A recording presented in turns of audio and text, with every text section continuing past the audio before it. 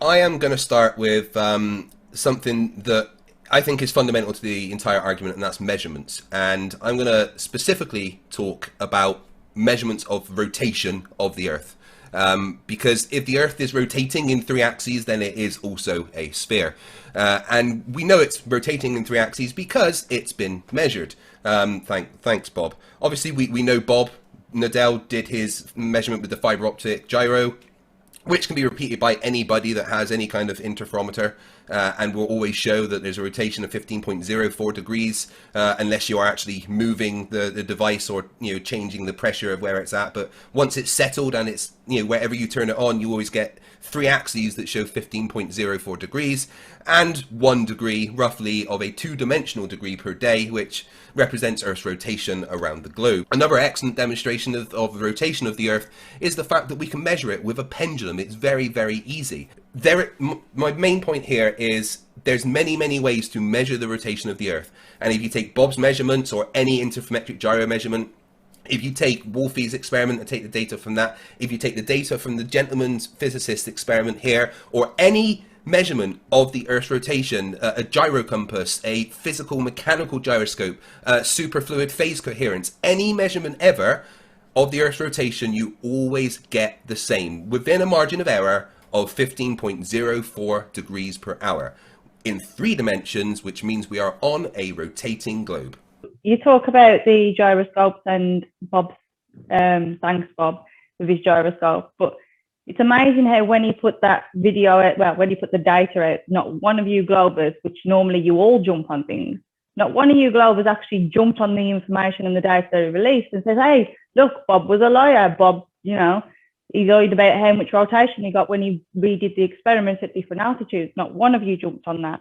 And yet you all jump on everything as soon as somebody gets something wrong. But not once did you jump on that, not one of you Globers after he released the data. For the so-called pendulum, you say basically the Earth is rotating beneath it so that it's hitting the pegs and that as it goes around. But if that was the case, if it's just swinging in one plane and the Earth's rotating beneath it, then because it's attached to the ceiling, is the ceiling not rotating as well? Because if you've got the floor rotating, obviously the ceiling's going to be rotating, and that's going to rotate the pendulum. But you try and say that that's just going in a plane backwards and forwards. Well, the Earth rotates beneath it, but then helicopters and things can take off the ground, and then nothing rotates underneath their reference frame, as you call it. So I don't accept the pendulum as evidence at all. Oh, and the Coriolis you brought up. There is no Coriolis. Like, even if you have a cannon, like a cannon, and you shoot a cannonball up, most of the time it ends up going straight back into the cannon nozzle, so therefore there is no rotation. Otherwise you'd see Coriolis from that, and you never do. And yeah, basically they're just claims without evidence, and the only thing you've really got is a pendulum, and that would obviously, if the top's rotate, if the ceiling's rotating, it's connected to the ceiling, then obviously that would impart rotation onto the pendulum, and you say that it doesn't, it just goes in the plane. And like, what else was I going to say?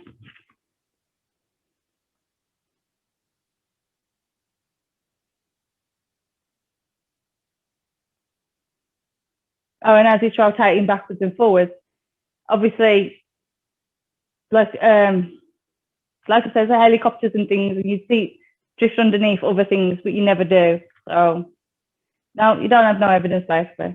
That's not how it works. That's not how any of this works. Right, so Bob's, I'll go through point by point that you brought up. Bob's data. First of all, the data that he brought up, the showing different rotations at different altitude. The different rotations only happened during the movement of the thing. Once he settled down on solid ground, every single time he got the same measurement. They tried changing the pressure around it, and that didn't even alter the data. He was questioned about this by Professor Dave on live stream, and he said that every single time they actually measured it whilst it was still, he got the same rotation. So it was always 15.04 degrees per hour.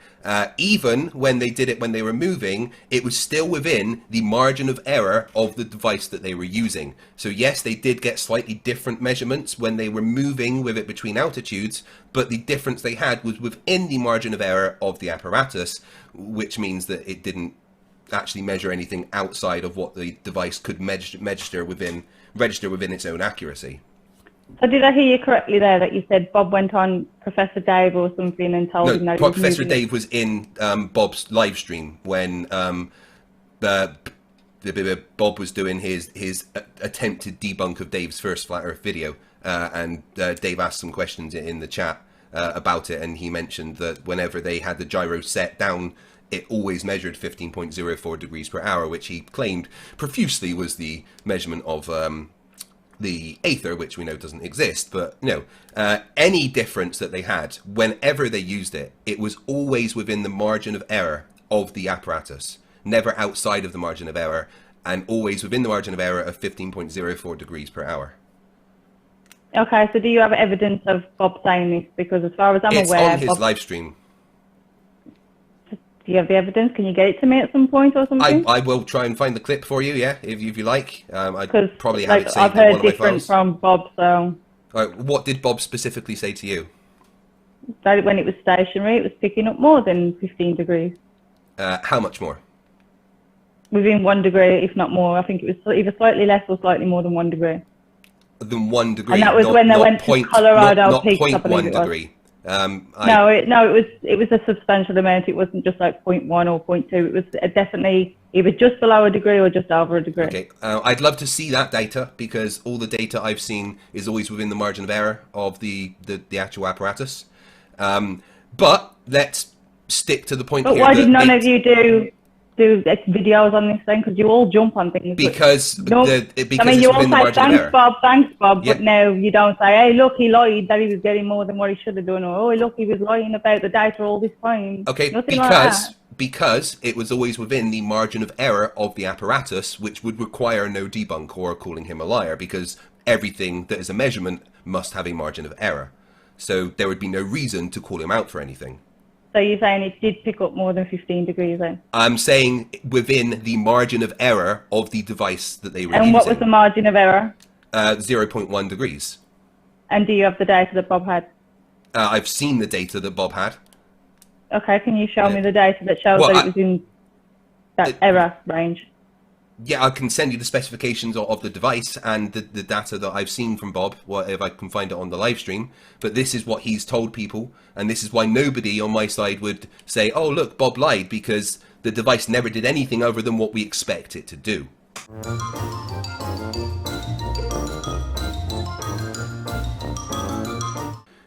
So the next thing you said was... How do you get those picked up rotation?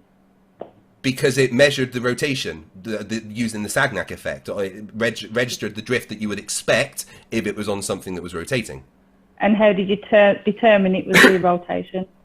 Because it measured a interference pattern which matches the rotation of the Earth, and that is how the device functions, by physically moving the device underneath the path of light, which would shorten or increase the path that light has to travel, meaning that when the light recombines you get an interference pattern. The only way that can happen is if the actual device itself is moving. If it's stationary, then the light will always travel the same distance because C is constant in a vacuum, and you won't register an interference pattern. And how does that prove the rotation of the Earth? It just because proves if you were to move it, if you were to rotate it counter to the rotation of the Earth, it would counter the interference pattern that it is getting and show that it has to be rotating the other way to get zero, which would show that there's a rotation. The fact is, as soon as the device is turned on, the second an interferometric gyroscope is turned on, it registers a drift in 3 dimensions, in 3 axes, and a 2-dimensional drift about 1 degree a day. There's no reason for that to happen if it's not on something that is rotating. Maybe if it's connected to the stars, then it could be. Excuse me, the fuck did you just say? It doesn't need to see the stars to be affected by whatever's controlling them. What would that be?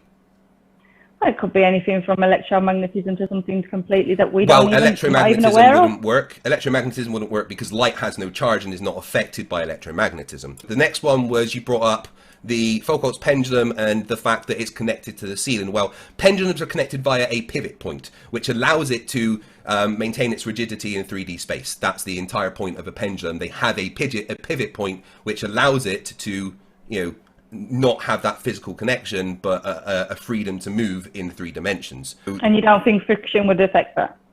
Oh, friction does affect it. That's why you have to make sure that you minimize things like friction. If you need a much larger string, for instance, because then the pivot point moves a lot slower, and there won't be as much friction being affected. You need to make sure you're using the right materials. You know, you have to obviously do controls.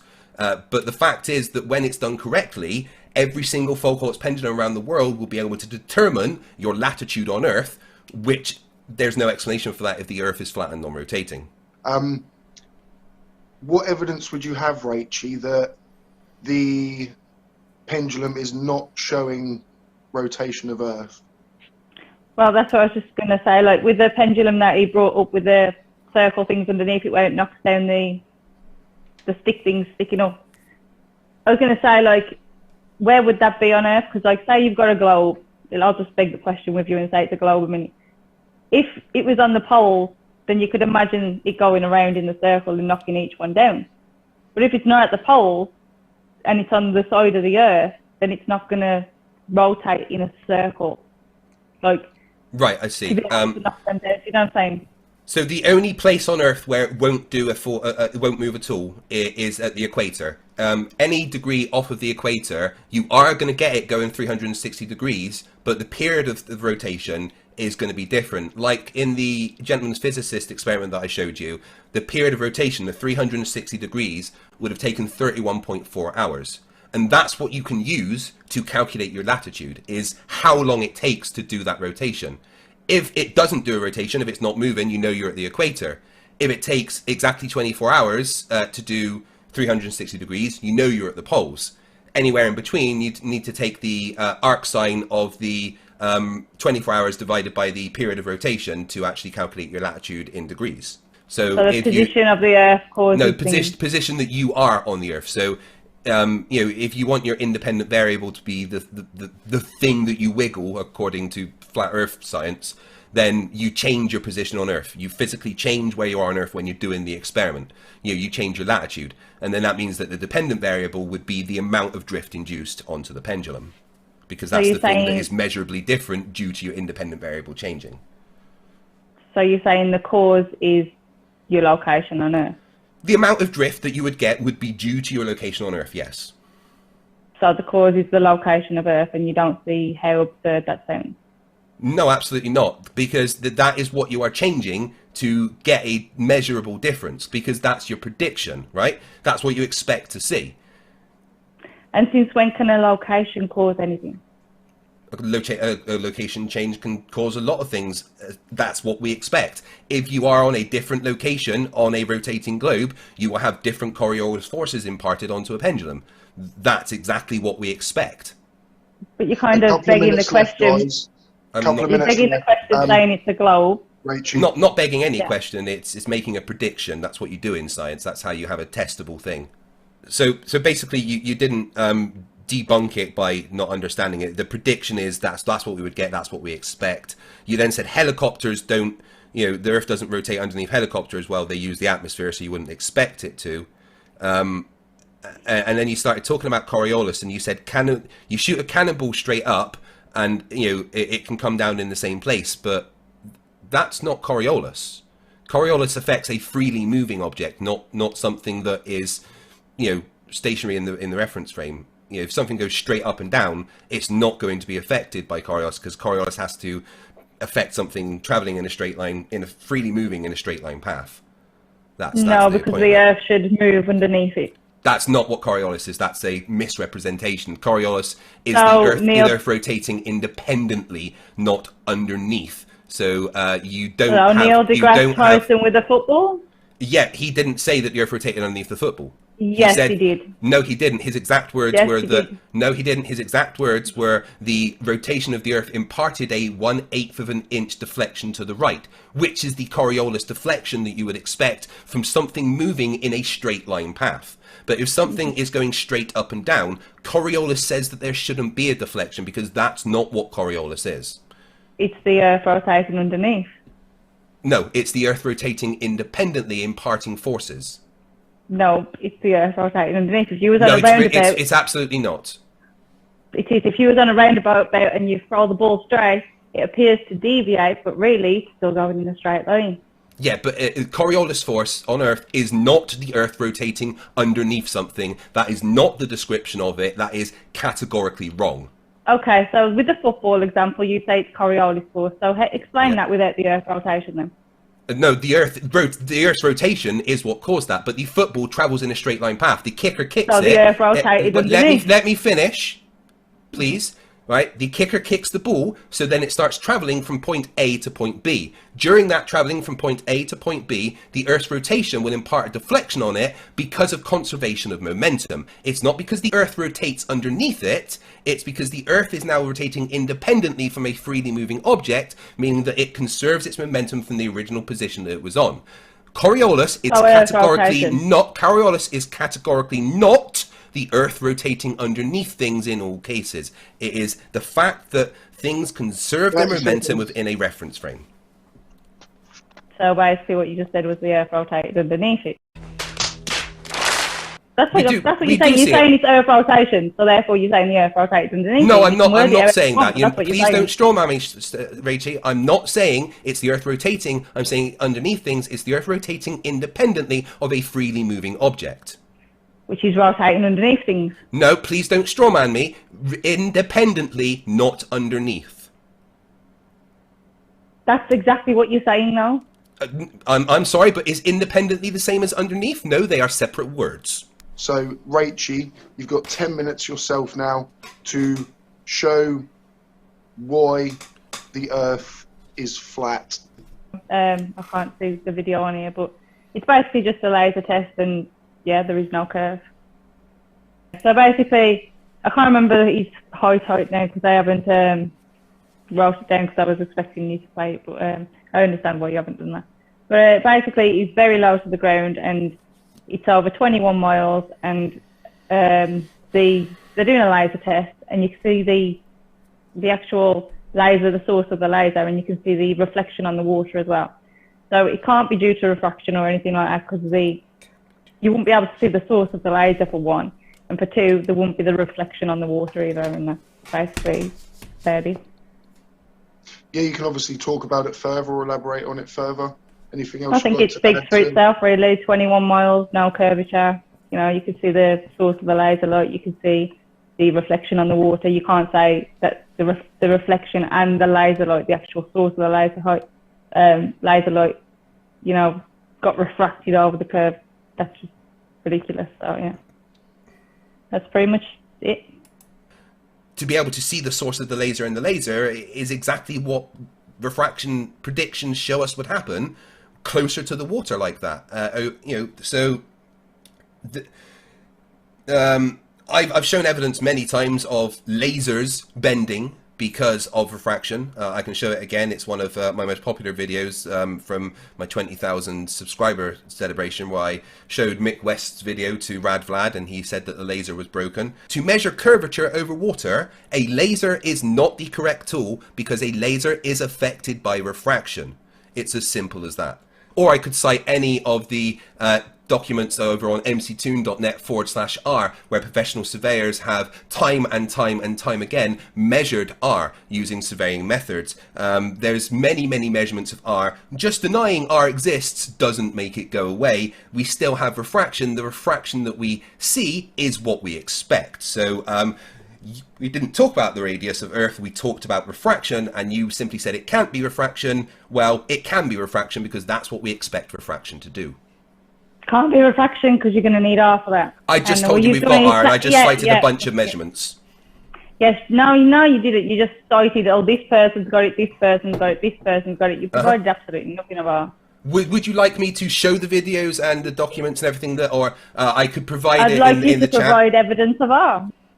Okay, when was there physical measurements? Because if not, then all you've got is optical measurements, and they are not sufficient evidence. So I don't care if you don't think optical measurements are sufficient. Everyone else disagrees with you. You can't ignore the measurements just by going nuh-uh. You can't just ignore the measurements by going nuh-uh. We don't have a tape measure big enough to measure the circumference of the Earth. You use the correct tool for the job, as I said earlier. So we've got R. We don't need No, to worry it's about not. that. Yeah, I've just cited you a bunch of places where you can go and look at the evidence for R. Where so they you measured can't say, optical illusions. have you got any evidence of optical illusions? So optical illusions don't exist. Uh-oh, retard alert! Retard alert, class!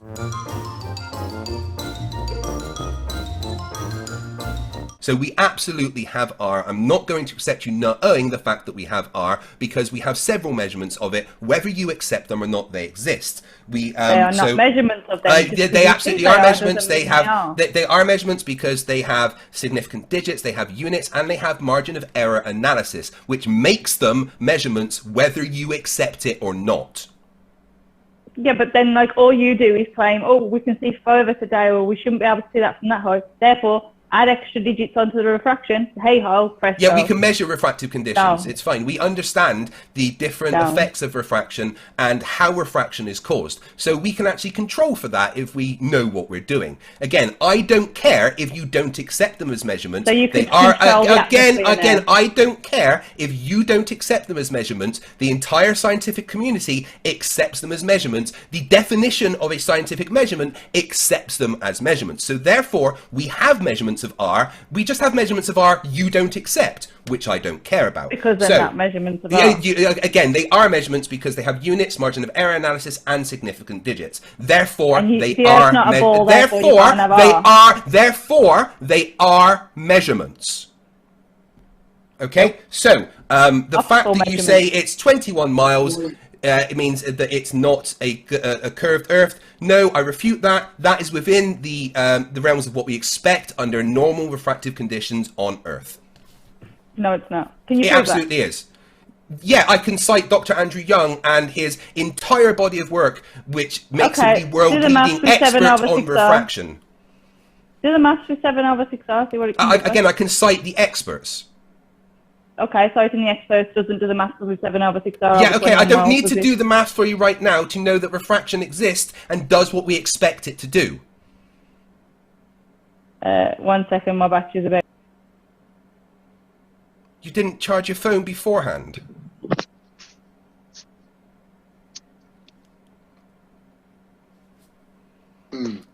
So nuh-uh is her response. Brilliant. But Rachie, again, they're not measurements of R. Yeah, I'm just saying him now. Can you explain what evidence do you have that the citations are wrong? You know, do you have yourself evidence or reasons to believe that the citations given are wrong? Can you refute those claims? Yep, things disappear bottom up on a flat Earth, and basically you're looking through a theodolite and think, yes, they do, and you're looking through a theodolite and things, and as things get further and further into the distance, they get lower and lower, they converge with the horizon, and basically things start to disappear bottom up, and yeah, so that is not anything to do with Earth curvature at all.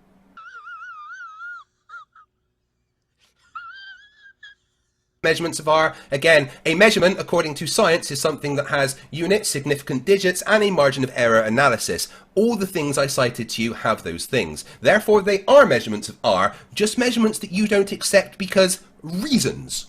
But you didn't determine the cause of what those measurements was. The people taking the measurements, okay, they take the measurements, and you don't. They take the measurements. I agree. Yeah, yeah. So Well, they've taken the measurements and they've measured that the Earth has a radius of what we expect it to be. No, therefore, they've measured the Earth's radius, and the fact that all these different methods, all of the different methods, the surveying methods, the measured methods using seismic activity, the methods used when you have to use the Haversine formula to calculate flight plans. Every method ever of measuring the Earth's rotation, from Eratosthenes to modern day measurements, get the same radius. Therefore, the radius of the Earth has been measured. It doesn't matter if you don't accept them. Asked and answered, that's the end of that discussion. What is your definition of evidence? And can you give me an example of what would qualify as evidence for your position? So evidence to me is basically something that shows the cause to the effect. So you do an experiment, you follow the scientific method, and you have an independent variable, you have a dependent variable. You have a hypothesis of what you believe is the cause of that. And then you wiggle the cause, and you basically have the independent variable, which is the supposed cause, and you see whether changing that independent variable in some way affects the dependent variable, and if so, then therefore you have evidence for it. What would be required to falsify your best evidence, and how would you design a test to do so? So to falsify, again, you just do the scientific method, and if you again you have the hypothesis and the independent variable, and if they wiggle the independent variable and the dependent variable didn't change, then obviously you know it's nothing to do with what you presumed was the cause. Right. With that in mind, what evidence would literally falsify your position right now? What would be the one thing that would make you think, the Earth isn't flat, it's a globe? A force line type experiment where you build a straight line, and if the water curves away from it, then you know it's, a globe. If not, then obviously, water's level, as we always say, and water's horizontal, and yeah, flat. So can I provide any of the surface? No, I cannot, except for maybe, well, we'll go into that into the next evidence part, but basically direct measurements where we actually measure the surface of the Earth physically, no, I cannot. Can you provide a working map of Earth?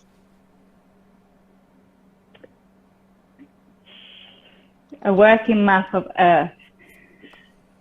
No, not a full working map of Earth, no, but neither can the globe. But obviously I'm not allowed to rebut, am I? So I can't rebut that, so what he says. So personally, a working map, no, but neither can he. But that's, yeah.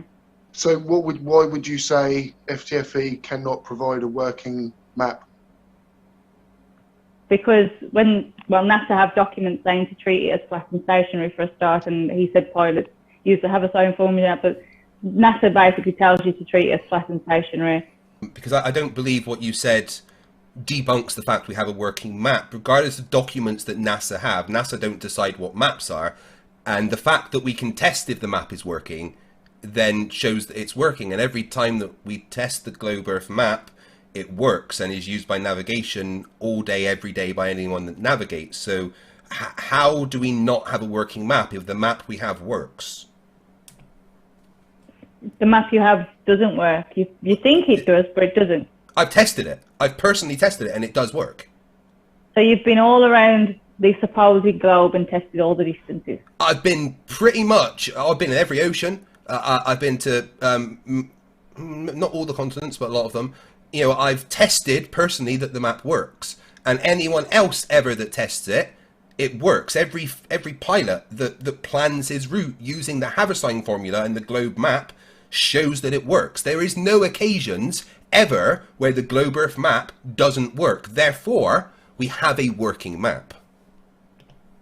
But you don't. Somebody travelled around Antarctica and they actually went like 3 times the circumference of the supposed. Do you have the citation for that? I don't remember his name. It's one of Eric's 200 proofs. This is fucking annoying. I don't know why you people are watching this shit anymore. The point has been made. You've seen all you need to see. Move on.